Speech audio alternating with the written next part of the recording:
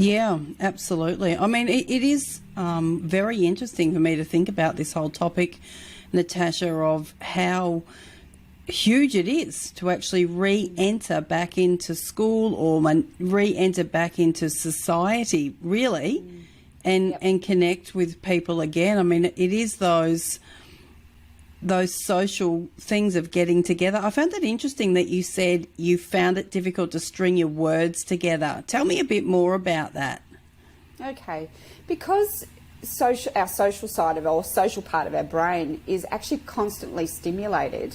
When you're actually not with people and you're not actually having conversations, you're losing some of that ability. Now, you do gain it very quickly back when you start to meet people, but it's just very hard because you're not being stimulated all the time, or you're not having to think about something deep and expand on it or whatever. But I actually found it really hard just to say what I was thinking.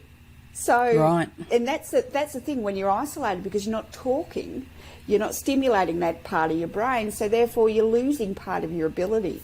And interestingly enough, with dementia and Alzheimer's, the biggest thing for our elderly was to have contact and to have conversation.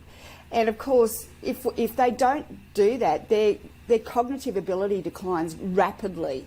So I've had clients with older members of the family that have really declined over COVID because they haven't had that human contact.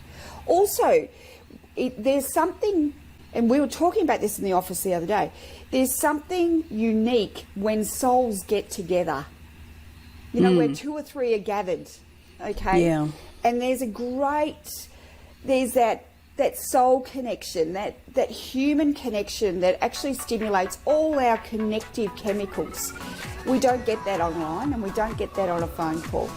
So again, we've had this rush of oxytocin and this rush of all these other chemicals, they're bonding chemicals, and it's overwhelming sometimes.